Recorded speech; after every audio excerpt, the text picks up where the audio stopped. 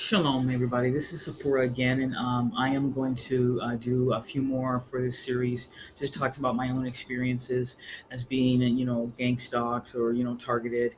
And again, the reason I'm doing this is just um, to just share them, okay, so that when I am doing these other videos, sharing, advice and insight, and maybe trying to strengthen, other people, that it will be very clear that I do know what I'm talking about, that I'm not just making this up or jumping on board because maybe this is some type of a bandwagon or a fad or whatever. This is no, this is real. These are experiences that I had, that I dealt with, that I'm still dealing with, up to this day. Like I said, I really um, because of the stalking that I'm dealing with, and just how what they are able to do to me. I There's a part of me that doubts that these videos will even get as much as much coverage on YouTube as maybe other people that theirs are, but that's okay. My faith is in the Most High, and I know that He's going to these videos are going to reach the people that He wants to, that He has ordained to see them and to hear them. So with that in mind, I'm just going to continue sharing a few more experiences that I've had. One experience that Two more experiences in that the building that I stayed in, where they were doing where they were supposedly, the idea was that they were it was pest control, that they were spraying pesticide to deal with the infestation of cockroaches and bed bugs. It's that same building. So one of the experiences that I had was when I first moved in there. These two incidents were when I first moved in there. I would be in my unit, and I would keep hearing this, but it would be really faint, just coming from the wall, like a, and I would be like, what the world? And it's okay. And so I would, it would go, and I would go toward the wall. And as I would approach, I'm like zeroing in on where I think it's coming from, and it would just stop. And I would back up, and then all of a sudden I hear it on another wall. And I would go towards that wall, and I would get close, and then it would stop.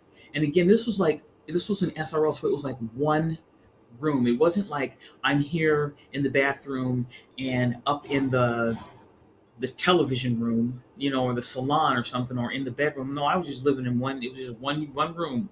Okay, and this was going on. What that was about, I have no idea. The way that I dealt with it was I just, I had Walkman, headphones anyway, so I would just put them on and just, get into my artwork or into drawing or whatever, and just whatever. And so that I realized that after a while that it stopped, that it went away. And I'm assuming that was because whoever did that, however they were able to do that, because maybe they weren't getting a rise out of me, because they weren't getting the intended consequences, that they moved on to whatever else was on the list. Okay, that one didn't work. Another thing that I noticed about that unit, again, this was when I first moved in there, was each of the doors, everybody's a door had like like a peephole. And I noticed, I came up to mine. This is when I like maybe like a week or two after being there, and I was like, unlocking the door, and for some reason I just, looked through the peephole. I mean, it was my door, the peephole was right there. I just kind of looked through it. Now, my understanding about the way peepholes work is the person on the inside is able to look out the peephole to see who's knocking at their door. But the person that's outside should not be able to look through the peephole to see into the unit. That's my understanding of the way peepholes work. I also understand that police officers, that they have a little gadget that they can use, that they can put it against the peephole so that they can look through, and see inside. But the people should not be set up like that. But I noticed that when I looked through it, I could see into my unit, and I was like, "Well, okay, this is okay. So much for privacy." This again, again, by this time, I knew that I was being, targeted and stalked. But again, I didn't know what it was called. I didn't know that it had an official name for it. I didn't know it was common or as widespread that it was. Because that's one of the intended results, is that it leaves you isolated. And I was isolated enough, and I really wasn't talking to a lot of people about it. So I didn't know that it was going on with other people, in the way that I do now.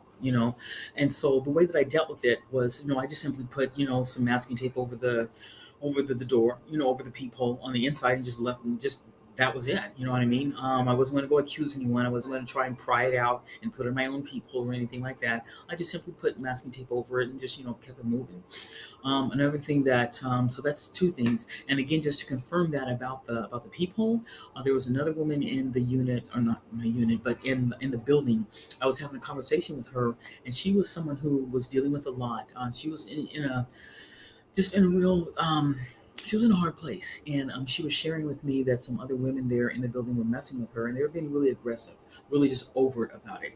And she told me how that they had threatened her, that they had literally had like taken pictures of her unit through the people, and her, that they had pictures of her unit that when it wasn't clean and it was really messy, and they were threatening her and saying, you don't want people to know that you don't clean your house, you don't want people to know that you have a dirty junky house. And she felt really ashamed of this.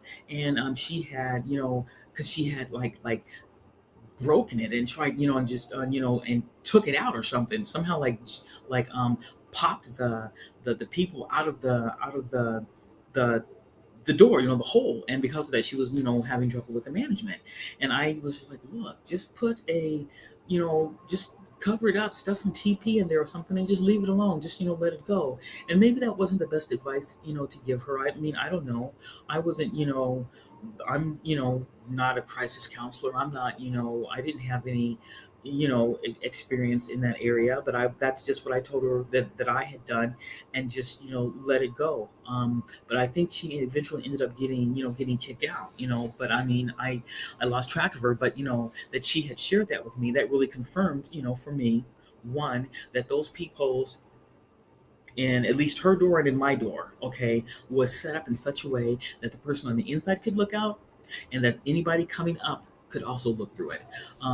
Let's see. So that's just that's two experiences that I had, and then another one. Again, that from in that same building, I lived maybe about 2.5 blocks from a Safeway.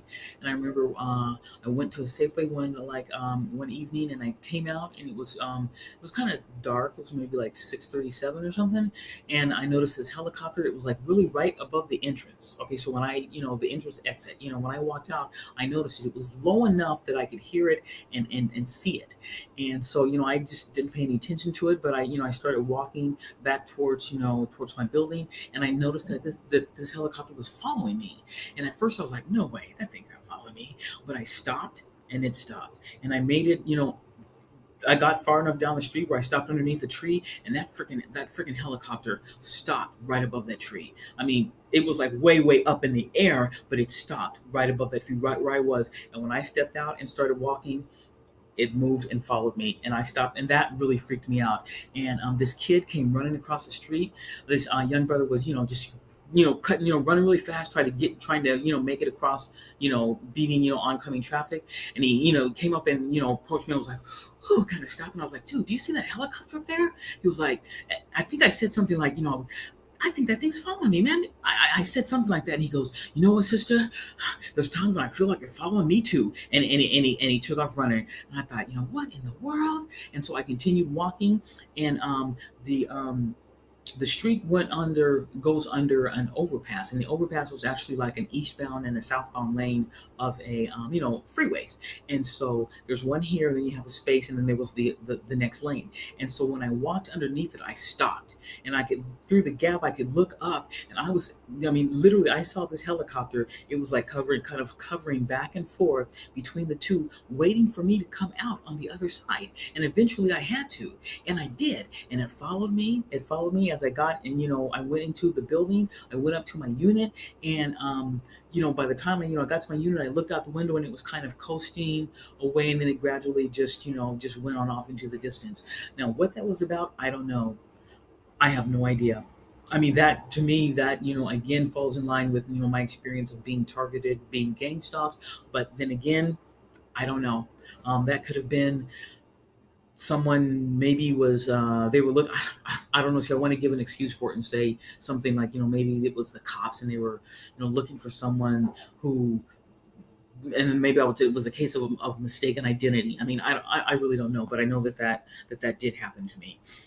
Um, Another thing that I want to point out that I noticed, and that is, someone had shared with me. This was a fellow that I met at okay. Remember I told you that okay, that I had graduated, and that by the time I graduated, I by then I had learned, about our cultural identity as African Americans, that we are descendants of the house of Jacob from the tribe of Judah. Okay, and so I had been, soaking up all this information. I'd made all these changes in my life, and was feeling really strong, was wanting to be, just used in some capacity to share and spread this news. And I shared that in another video, and what basically ended up happening was that building ended up being shut down, because the owners went bankrupt and everything, and I ended up in this shelter. And that turned out to be right where the Most High really wanted me to go, because I ended up teaching classes at that shelter. I ended up doing a newsletter for the shelter. I mean, it was really a good, positive experience. It was a strong moment for me. Um, but so I befriended a guy who was he was an older man. He was really intelligent, and we shared a lot of just different conversations, different insights into things. And one of the things that he had talked to me about was to be aware of. He called it the abyss. He said to be aware of the abyss, to literally, not in a way of being afraid of the abyss, not like beware, beware, not anything like that. But what he was saying was, be aware that there is an abyss. And he said that for most people, when they have like intense, overwhelming experiences, it feels like you're on the edge of an abyss, that you can't get across it, that the problems are so deep, that they're so deep that you can't see an end to them, that it becomes overwhelming. It becomes like an abyss. And so he said what happens is that, in terms of people, I look back now and I realize that he was telling me something. He didn't use any of that vocabulary. He did not say anything about stalkers. He did not say anything about perpetrators. Okay, he didn't even use any of that terminology. Like I said, I this right here, I didn't even know back then. I didn't even know what I know now. I didn't know there were names for this. I didn't know there was an official name. I didn't know that you could literally deal with this with the law. And if you could prove that these people were doing this, that there could be legal ramifications. I didn't know any of that. Okay, but he was talking to me, and he said that what people forget to do is they forget to look at the abyss, because they're so intimidated and they're so overwhelmed. Okay, they're aware that there is an abyss. Okay, but they don't stop to look at the abyss. Okay, you're looking at the abyss, and the abyss is looking at you. And I mean, it took me about a minute to pick up on what he was saying, but I'm going to share something with you. I mean, because I get what he was saying. Okay, and I'm going to go back to that bus trip. Okay, that cross country bus trip, and what happened with that woman, and what she did with that, whatever that hex it was, whatever that she was supposed to, do to me, but actually, because she couldn't, for whatever reason, she put it on that baby. Okay, check this out. This is looking at the abyss. Okay, looking at these people who have all this power, have all this privilege, have all this access, and all these connects, and they can do this, and they can get things done, and yada yada yada. Okay, that family. Like I said, the reason I know that something else, that what she did was not part of the agenda, that she probably went against what her handler told her to do, was because of the reaction of that the oldest son in that family. Okay, the mom was sitting there with an affective, like, whatever, who cares. Okay, and he was like, I could tell by the way he was acting the entire way, that he was wanting what was supposed to happen. He was wanting it to happen, and then apparently there was something that he was supposed to do. What it was, I don't know, because it never went down the way it was supposed to. But the reason I know was because of the way he responded when the woman did it. Like I said, that baby was screaming and hollering, and it went on. It wasn't like, I mean, you know how babies cry. You can tell when their cry is when it's because they need their diaper changed. You know how they cry when they're colicky. You know how they cry when they're hungry. This was not one of those cries.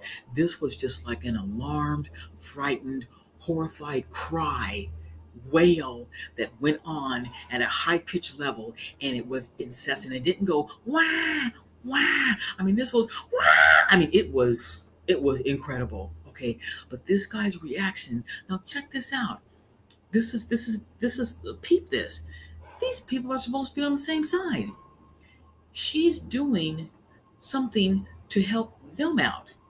I'm the person on the other side. I'm the one that's supposed to be, that should have been really shocked, and I was, but I wasn't as shocked and horrified and alarmed as that guy was.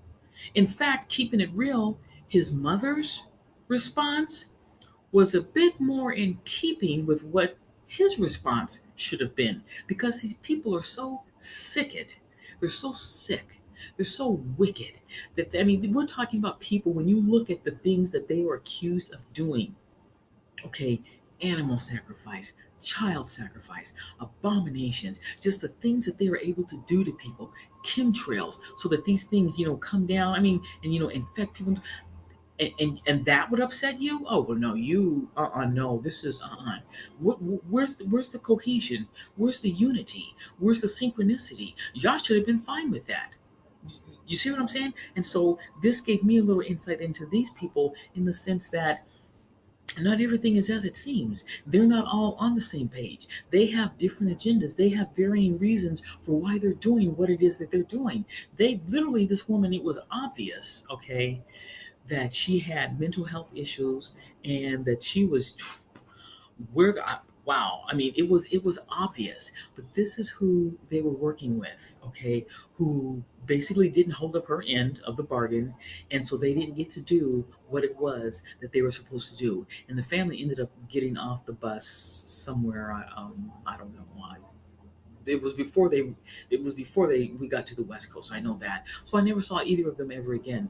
But I think about that these people who are stalking, okay, that they are subject to frailties, to weakness. They're not as powerful, all powerful as one might assume, especially, like the victim, okay, because it can feel like an abyss if you really don't know what's going on, and you see somebody over here, and this one's person in red, and then the person that came up, and they were on a bicycle, but the bicycle was red, and it was just, and you get so overwhelmed by these feelings, and this fear. They're putting out these vibrations, okay, but no, they are not, they no, they don't have, they're not all powerful.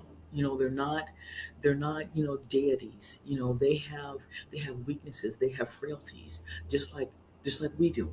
And I think that's what that brother was trying to tell me, was to be sure to look at the abyss. Don't be scared of the abyss. Look at it. Don't dive into the abyss. But and again, it goes back to what I had said earlier. What the Messiah said: wise as a serpent, harmless as a dove. Know a serpent. Learn the ways of the serpent so that you can recognize the serpent. Don't do what the serpent does, but know where it lives. Know how it moves. Know that it's going to change its skin. Know how it feeds. Know when it feeds. Know as much as you can about a serpent so that you can avoid the serpent, so that you can overcome the serpent, so that you can avoid where it hangs out. Things like that, or what Paul said in Corinthians, lest, oh, I can't remember that right now, but just know the devices of the enemy. Know his devices. Don't use the devices, okay, but know what they are. So yeah, I just wanted to share that, and maybe I'll do a few more. I think I'm going to just keep doing this series until the Most High tells me to do another one. There's one more thing that I want to point out, but I'm going to do this in okay, this is probably going to be part 6, so I'm going to do a part 7. Okay, shalom.